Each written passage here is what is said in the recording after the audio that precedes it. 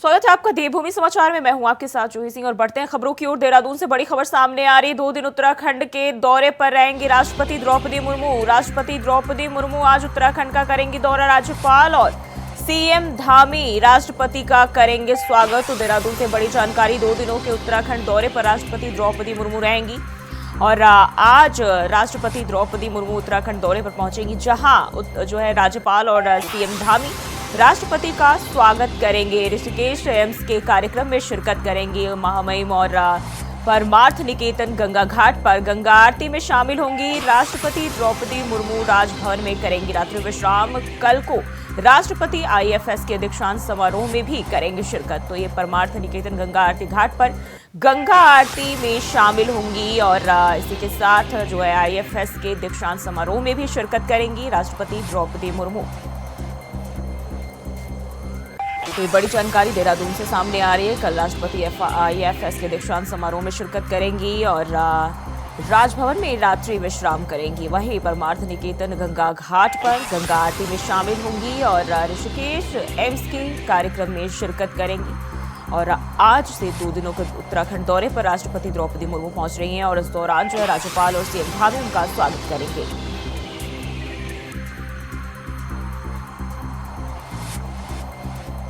तो 2 दिन उत्तराखंड के दौरे पर राष्ट्रपति द्रौपदी मुर्मू रहेंगी और आज जो है पहुंचेंगी, जहां राज्यपाल और मुख्यमंत्री पुष्कर सिंह धामी उनका स्वागत करेंगे। और इसी खबर पर ज्यादा जानकारी के साथ देहरादून से अभय कैंतुरा हमारे संवाददाता हमारे साथ जुड़ गए। अभय, महामहिम जो है राष्ट्रपति द्रौपदी मुर्मू उत्तराखंड दौरे पर रहने वाली है, क्या कार्यक्रम रहेगा उनका? देखिए, राष्ट्रपति द्रौपदी मुर्मू का उत्तराखंड का 2 दिवसीय दौरा आज से प्रारंभ है, जिसमें शाम 4 बजे राष्ट्रपति देहरादून के जौलीग्रांट एयरपोर्ट पर यहाँ पर पहुँचेंगी। वायुसेना के जो विशेष विमान है उस विमान से वो यहाँ पर आएंगी और राज्य के राज्यपाल गुरमीत सिंह, मुख्यमंत्री पुष्कर सिंह धामी राष्ट्रपति का इस समय वहाँ पर वेलकम करेंगे। और शाम 4:30 बजे मुख्यमंत्री पुष्कर सिंह धामी के साथ राज्यपाल और राष्ट्रपति सीधे वहाँ से एम्स हॉस्पिटल के लिए रवाना होंगे, जहाँ पर जो दीक्षांत समारोह का जो कार्यक्रम है उस कार्यक्रम में वहाँ पर शामिल होंगे। और जो जिन डॉक्टर्स का मानक उपाधि वहाँ पर दी जानी है उनको उपाधियों से अलंकृत करने का काम राष्ट्रपति की तरफ से किया जाएगा। इसके बाद परमार्थ निकेतन आश्रम में जाने का राष्ट्रपति का कार्यक्रम है, जहाँ पर जाने के बाद वो गंगा आरती में सम्मिलित होंगी, वहाँ पर रहेंगे और फिर रात्रि विश्राम उनका राजभवन में यहाँ पर होगा।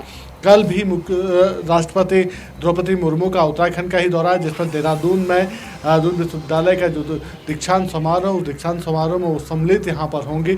और जो छात्र इस समय कह सकते हैं कि जो पास आउट हो रहे हैं उनको मानद उपाधि देने का काम वहाँ पर किया जाएगा। उनकी जो उपाधियाँ हैं, डिग्रियाँ, उसको उससे राष्ट्रपति उनको सम्मानित यहाँ पर करेंगे। तो कह सकते हैं कि राष्ट्रपति के दौरे को लेकर उत्तराखंड में पूरी तैयारी यहाँ पर हो चुकी है।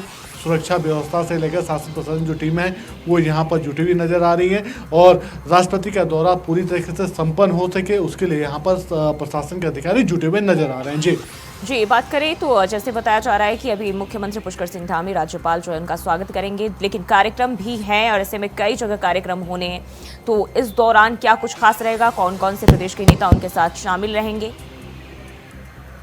टिपिकल है, ये समझा जा सकता है कि जब राष्ट्रपति यहाँ पर आ रहे हैं तो उनके प्रोटोकॉल के हिसाब से यही कार्यक्रम उनके जो यहाँ के लगे वहाँ पर मिनट टू मिनट के कार्यक्रम जारी हो चुके हैं। जौलीग्रांट एयरपोर्ट पर राज्यपाल गुरमीत सिंह और मुख्यमंत्री पुष्कर सिंह धामी, शासन के मुख्य सचिव राधा तुड़ी उनका वेलकम यहाँ पर करेंगे। डीजीपी अभिनव कुमार उनका वेलकम यहाँ पर करेंगे। इसके बाद जो उनका एम्स अस्पताल में जो उनका दीक्षांत समारोह का कार्यक्रम है वहाँ पर जो डायरेक्टर होंगे वो उनका वेलकम वहाँ पर करेंगे। स्वास्थ्य मंत्री वहाँ पर मौजूद रहेंगे। कोशिश यही रहेगी प्रशासन की कि राष्ट्रपति के इस दौरान किसी भी प्रकार से कार्यक्रम में कोई व्यवधान उत्पन्न ना हो, बल्कि सकुशल संपन्नता से कार्यक्रम यहाँ पर हो सके। वीआईपीओ में कह सकते हैं कि राज्य सरकार के जो कैबिनेट मंत्री होंगे वो वहाँ पर मौजूद रहेंगे और बीजेपी के जो प्रदेश पदाधिकारी होंगे वो भी वहाँ पर मौजूद रहेंगे। और सबसे बड़ी बात है कि राष्ट्रपति का दौरा जब भी उत्तराखंड में होता है तो सीधे तौर पर उत्तराखंड में एक उत्साह का संचार यहाँ पर होता है। लोग उनसे मिलने के लातुर यहाँ पर दिखता है। जब 2 दिवसीय दौरा यहाँ पर है तो ऐसे में लोग जिस तौर पर उनके लिए यहाँ पर लालच नजर आ रहे हैं। जी बिल्कुल। अब है जैसा कि हमने पहले भी देखा है कि कई दफा जो है राष्ट्रपति दौरा कर चुके हैं प्रदेश का और हर बार जो है कुछ खास माहौल देखा जाता है। इस बार हम बात करें, इस बार क्या देखा जा रहा है, किस तरह की तैयारियां देखी जा रही है? बिल्कुल ये कह सकते हैं कि तैयारियां पूरी यहाँ पर हो चुकी है। राष्ट्रपति के दौरे को लेकर जो व्यवस्थाएं यहाँ पर होनी, चाहे सुरक्षा की हो या प्रशासनिक व्यवस्थाएं हो, वो सारी चीज़ें यहाँ पर पूरी हो चुकी है। पहले ही एक दिन पहले ही उसकी रिहर्सल यहाँ पर हो चुकी है, यानी उनका बाई रोड और बाई हेली जो उनका जो कार्यक्रम यहाँ पर रहने वाला, उस पर मिनट टू मिनट के जो कार्यक्रम उनके जारी हुए हैं, उस पर रिहर्सल पूरी तरीके से पुलिस विभाग यहाँ पर कर चुका है। चप्पे चप्पे पर पुलिस प्रशासन की जो टीमें हैं उनको यहाँ पर तैनात कर दिया गया है। पुलिस सिपाहियों की ड्यूटी यहाँ पर लगा दी गई ताकि किसी भी प्रकार से कार्यक्रम में व्यवधान उत्पन्न ना हो। राष्ट्रपति का कार्यक्रम है तो ऐसे में जो प्रोटोकॉल्स है उन प्रोटोकॉल्स का सभी तरीके से पालन यहाँ पर किया जा रहा है। और ऋषिकेश से लेकर देहरादून तक, ऋषिकेश में जो प्रधान निकेतन का जो आश्रम है वहाँ तक पूरी तरीके से कह सकते हैं कि इस समय जो सुरक्षा में है उसमें पूरी तरीके से सुरक्षा व्यवस्था को यहाँ पर कड़ा कर दिया गया है ताकि कहीं पर भी कोई कमी ना रहे और जो व्यवस्था है उन व्यवस्था यहाँ पर भंग ना, उस व्यवस्था में किसी प्रकार कोई व्यवधान यहाँ पर ना रहे। राष्ट्रपति को लेकर ये कह सकते हैं कि चाहे एम्स अस्पताल का प्रशासन हो या फिर दून अस्पताल के छात्र हों, सभी उत्साहित नजर आ रहे हैं कि उन्हें राष्ट्रपति के हाथों ये उपाधियाँ उनको यहाँ पर मिलने जा रही है। जी बिल्कुल, अब बने रहिए हमारे साथ, अगली खबर पे भी आपका रुख करेंगे। और वहीं उत्तराखंड के प्रसिद्ध इतिहासकार डॉक्टर यशवंत सिंह कटोच को पद्मश्री से सम्मानित किया गया। आपको बता दें कि राष्ट्रीय राजधानी दिल्ली के राष्ट्रपति भवन में आयोजित कार्यक्रम में राष्ट्रपति द्रौपदी मुर्मू ने डॉक्टर यशवंत कटोच को पद्मश्री से सम्मानित किया है। यशवंत कटोच को भारतीय संस्कृति, इतिहास, पुरातत्व शोध के कार्यों के लिए पद्मश्री से नवाजा गया है। तो राष्ट्रपति द्रौपदी मुर्मू ने सम्मानित किया है यशवंत सिंह कटोच को, पद्मश्री से सम्मानित किया गया है। और दिल्ली में उन्हें साहित्य और शिक्षा के क्षेत्र को लेकर जो है सम्मान से सम्मानित किया गया है। और देहरादून से एक और बड़ी जानकारी सामने आ रही। उत्तराखंड में एक दिन में 52 जगह जंगल जल उठे। गढ़वाल मंडल में 14 जगह आग लगने की सूचना। कुमाऊं मंडल में 35 जगह धधक उठे जंगल। वन्य जीव क्षेत्र में 3 जगहों पर लगी आग। वन विभाग ने 5 लोगों के खिलाफ दर्ज किया मुकदमा। सीएम धामी ने आगजनी की घटना पर बैठक की थी। आग की घटना से निपटने के सख्त निर्देश भी दिए गए थे और लगातार जो है आग की घटनाएं बढ़ती जा रही है। तो गढ़वाल मंडल में 14 और कुमाऊं मंडल में 35 जगह जो है जंगल धधक उठे हैं। उत्तराखंड में जो है लगातार जंगलों में आग लगने की घटनाएं वो सामने आ रही है। और अभय लगातार हमारे साथ बने हुए हैं। अभय, एक के बाद एक जो है लगातार कई सारी घटनाएं जो है जंगल में आग लगने की सामने आ रही है, क्या अपडेट मिल रही है? बिल्कुल, ये कह सकते हैं कि उत्तराखंड में जो फॉरेस्ट फायर का जो आंकड़ा है वो आंकड़ा लगातार बढ़ता हुआ नजर आ रहा है। उत्तराखंड के जो जंगल हैं वो इस समय आग की चपेट में नजर आ रहे हैं। और पिछले 24 घंटे की अगर हम बात करते हैं तो पिछले 24 घंटे में 52 आगजनी की घटनाएं यहाँ पर रिकॉर्ड की गई है, जिसमें 5 लोगों के खिलाफ, यानी 5 अज्ञात लोगों के खिलाफ मुकदमा दर्ज, नामजद मुकदमा भी यहाँ पर दर्ज कर लिया गया है। कुछ अन्य लोग भी हैं जिनके खिलाफ अज्ञात के रूप में वहाँ पर मुकदमा दर्ज हुआ। विभाग की तरफ से उन सभी लोगों के खिलाफ कार्रवाई करने की बात यहाँ पर कही जा रही है। सबसे बड़ी बात है कि गढ़वाल मंडल में 14 जगहों पर जो वनाग्नि की जो घटना है वो यहाँ पर हुई है। कुमाऊं मंडल में 35 जगहों पर यानी 35 अलग अलग स्थानों पर ये वनाग्नि की घटनाएं सामने देखने को मिली है, जिसमें पिथौरागढ़, जम्मू, पिथौरागढ़, आपका बागेश्वर, ये सबसे ज़्यादा प्रभावित वहाँ पर नजर आ रहा है। इसके अलावा 3 जो वन्य आरक्षित जो क्षेत्र होते हैं वहाँ पर भी इस तरीके की आगजनी की जो घटनाएं वो वहाँ पर रिकॉर्ड की गई है। उत्तराखंड में ये कह सकते हैं कि अब तक इस फायर सीजन में, यानी फरवरी से लेकर अब तक के अगर आंकड़ों की अगर हम बात करते हैं तो उत्तराखंड में लगभग 450 ऐसी घटनाएं यहाँ पर हो चुकी है जो इस आगजनी की घटना में जंगलों को प्रभावित करती हुई नजर आई है, वन संपदाओं को नुकसान पहुंचाती हुई नजर आई है। लेकिन अब है जिस तरीके से एक के बाद एक ऐसे वारदात जो है सामने आ रही है, ऐसी घटनाएं सामने आ रही है, कौन है इसका जिम्मेदार? टिपिकल है, ये कह सकते हैं कि जिस प्रकार से तापमान में लगातार वृद्धि यहाँ पर हो रही है तो ऐसे में विभाग के लिए सबसे बड़ा चुनौतीपूर्ण समय यहाँ पर इसलिए भी हो रहा है क्योंकि विभाग के पास सीमित संसाधन इस समय मौजूद नजर आ रहे हैं। और जो टीमें यहाँ पर होनी चाहिए थी वन विभाग के पास जो इस जंगलों की आग को नियंत्रित कर सकती थी, वो टीमों में अभी अक्सर यहाँ पर कमी देखने को मिल पा रही है। और विभाग ने ये न्याय पंचायत स्तरों पर जरूर कुछ बैठकें यहाँ पर की है, लेकिन ग्रामीणों के साथ अभी तक वो समन्वय विभाग की तरफ से नहीं बन पाया है, जिसके चलते चलते कहा जा सकता है कि त्वरित गति से या आगजनी की इन घटनाओं पर यहाँ पर नियंत्रण पाया जा सकता है। विभाग की तरफ से कोशिश की जा रही है। मुख्यमंत्री की तरफ से भी जो समीक्षा बैठक यहाँ पे की गई थी उसमें साफ तौर पर अधिकारियों को निर्देशित किया गया था कि नोडल अधिकारियों की तैनाती की जाए ताकि सभी नोडल अधिकारी अपने अपने रेंज के जो जंगल हैं उन जंगलों पर नज़र बना के रख सकें और अगर कोई भी आगजनी की घटना वहाँ पर होती है तो समय रहते हुए वहाँ पर नियंत्रण पाया जा सके। लेकिन जिस प्रकार से अभी तक की कार्रवाई विभाग में देखने को मिली है तो वो सुस्त चाल यहाँ पर रही है और उसी का खामियाजा है कि उत्तराखंड के इन जंगलों में लगातार आग की जो घटनाएं वो यहाँ पर बढ़ रही है और जो जंगल है उत्तराखंड की जो वन संपदा है वो यहाँ पर नष्ट हो रही है। जी अभी बहुत बहुत शुक्रिया आपका जानकारी साझा करने के लिए। और देहरादून के सहस्त्रधारा क्षेत्र के चूना भट्टा के नजदीक एक बस्ती में बने फर्नीचर के गोदाम में आग लगने से हड़कंप मच गया। आग की सूचना अग्निशमन टीम को मिलने पर मौके पर अग्निशमन की 7 गाड़ियां रवाना हुई जिसमें बामुश्किल आग पर काबू पाया गया। मौके पर देहरादून मुख्य अग्निशमन अधिकारी बीवी यादव भी मौके पर पहुंचे और हालात का जायजा लिया।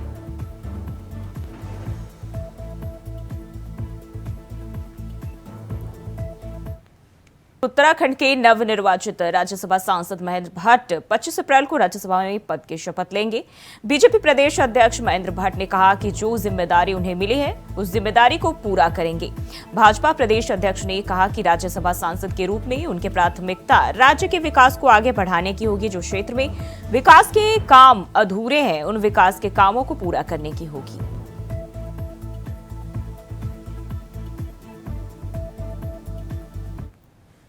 नहीं, देखिए, मैंने अपने माननीय उपराष्ट्रपति महोदय से आग्रह किया था कि मैं 20 तारीख के बाद ही शपथ लूँगा और मुझे बताते खुशी है 25 तारीख अप्रैल की मुझे तिथि मिली है तो 25 तारीख को मैं शपथ लूँगा और जो उत्तरदायित्व मेरे पास आया मैं उसको श्रद्धापूर्वक उसका निर्वहन करूँगा और जो यहाँ की जन अपेक्षाएँ उस सदन में जिन विषयों को उठाया जा सकता है उनमें उठाऊँगा और मेरा लक्ष्य उत्तराखंड राज्य के विकास में अपना योगदान देने का रहेगा।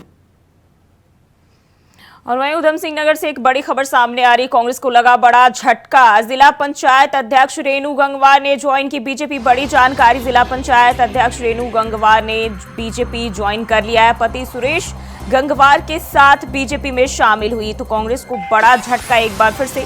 उधम सिंह नगर से खबर सामने आ रही है। कांग्रेस पार्टी को एक बार फिर से जो है बड़ा झटका लगा है। जिला पंचायत अध्यक्ष रेणु गंगवार ने बीजेपी ज्वाइन कर लिया है। पति सुरेश गंगवार के साथ बीजेपी का दामन थामा है। तो उधम सिंह नगर से यह जानकारी। लोकसभा चुनाव चल रहा है और ऐसे में कांग्रेस को एक के बाद एक लगातार झटके मिलते हुए दिखाई दे रहे हैं और एक बार फिर से उधम सिंह नगर में भी कांग्रेस पार्टी को यह झटका लगता हुआ दिखाई दे रहा है।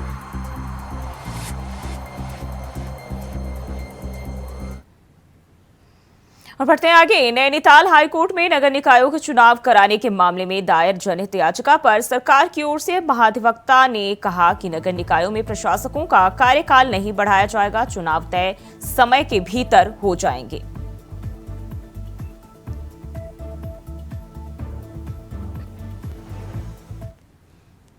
और उत्तराखंड में बिजली उपभोक्ताओं को लगेगा बड़ा झटका। बड़ी खबर सामने आ रही है। बिजली उपभोक्ताओं को बड़ा झटका लगेगा। प्रदेश में यूपीसीएल इसी हफ्ते से लागू करेगा महंगी बिजली की दरें।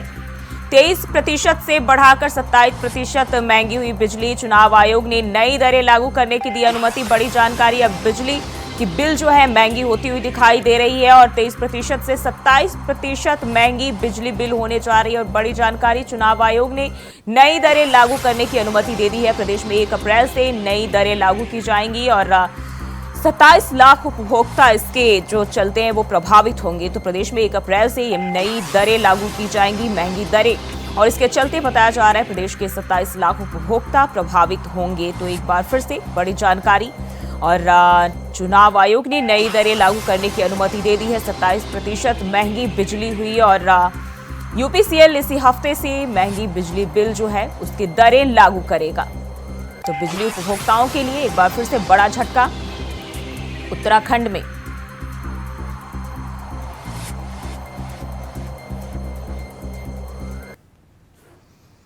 और खबर देहरादून से, जहां डीजीपी अभिनव कुमार ने पुलिस मुख्यालय में पुलिस अधिकारियों के साथ बैठक ली। इस दौरान पुलिस विभाग के बजट पर चर्चा की गई। साथ ही डीजीपी अभिनव कुमार ने पुलिस अधिकारियों को जरूरी निर्देश दिए। बैठक में डीजीपी ने कहा कि पुलिस के कुल बजट का बेहतर इस्तेमाल हो।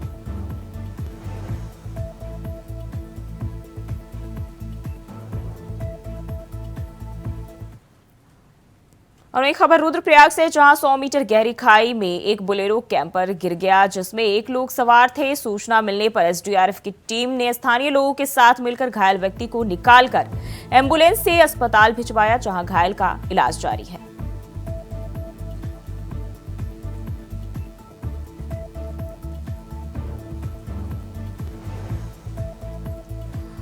तो खाई में कार गिर गई और इस दौरान एक शख्स उसमें सवार था, जिसकी हालत फिलहाल गंभीर बताई जा रही है, घायल हुआ है। वहीं एसडीआरएफ की टीम ने रेस्क्यू कर उसे अस्पताल में भर्ती करा दिया है और घायल का फिलहाल इलाज जारी है।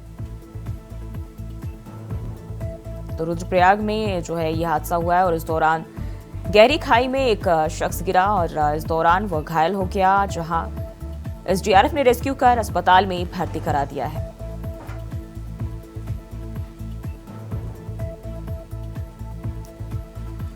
तो ये रुद्रप्रयाग से खबर सामने आ रही है और खाई में एक कार गिर गई, जिसमें बताया जा रहा है एक व्यक्ति सवार था और इस दौरान खाई में कार के गिरने से वह घायल हो गया है, जिसके बाद इसकी जानकारी एसडीआरएफ की टीम को दी गई और मौके पर पहुंची एसडीआरएफ की टीम ने रेस्क्यू कर घायल को बाहर निकाला। फिलहाल अस्पताल में इलाज के लिए भर्ती कराया गया है।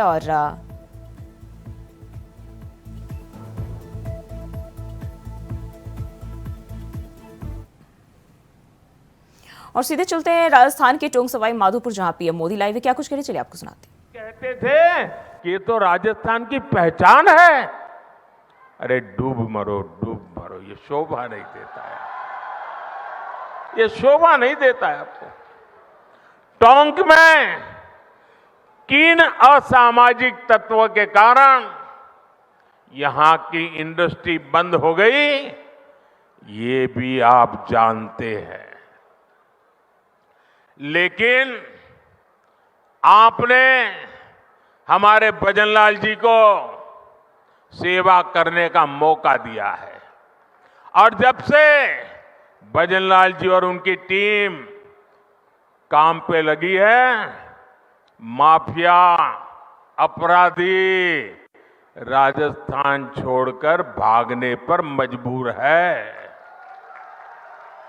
पेपर लीक माफिया भी भजनलाल जी का कानूनी डंडा चलने के बाद ठंडा पड़ गया है, जबकि अभी तो इन्हें सिर्फ 3-4 महीने ही भजनलाल जी और उनकी टीम को हुआ है। जो अपराधी धोखे में है वो जान ले, ये भजनलाल जी है।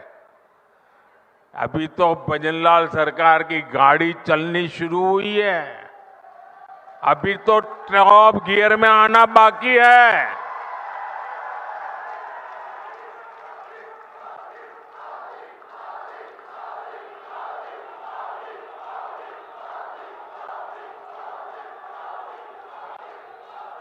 साथियों, आज हनुमान जयंती पर आपसे बात करते हुए मुझे कुछ दिन पहले की एक तस्वीर भी याद आ रही है। हो सकता है आप में से बहुतों तक ये खबर नहीं पहुंची होगी, मीडिया का काम था ये बात पहुंचाए, लेकिन नहीं पहुंचाई होगी। वो तस्वीर है कांग्रेस के शासन वाले कर्नाटका की।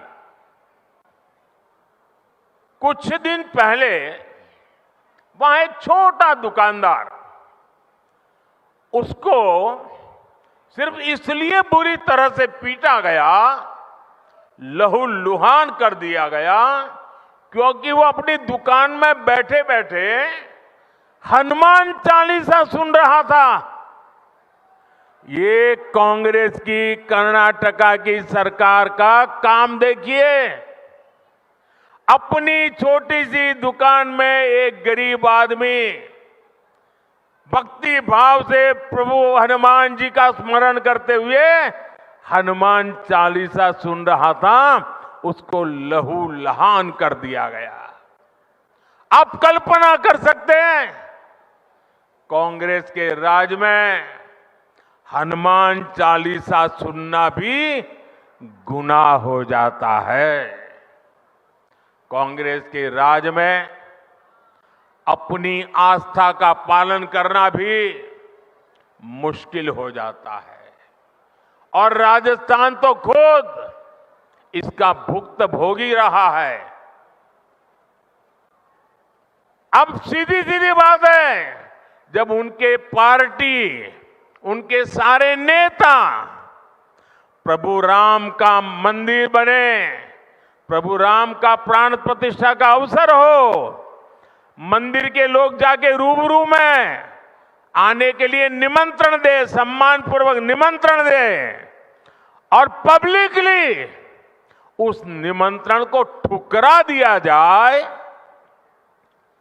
तो उनके चेले चपाटे भी हनुमान चालीसा करने वालों को पीटेंगे कि नहीं पीटेंगे भाइयों?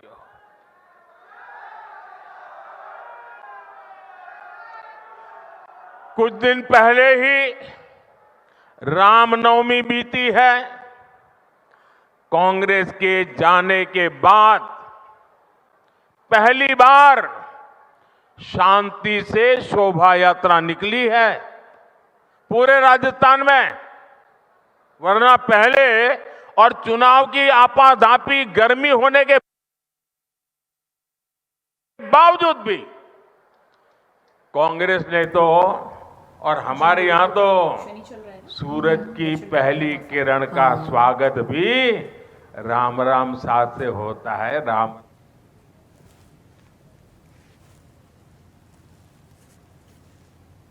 तो टोक से अभी आप पीएम मोदी को लाइव सुन रहे थे और फिलहाल के लिए देवभूमि समाचार में बस इतना ही। खबरों के लिए बने रहिए इंडिया वॉइस के साथ।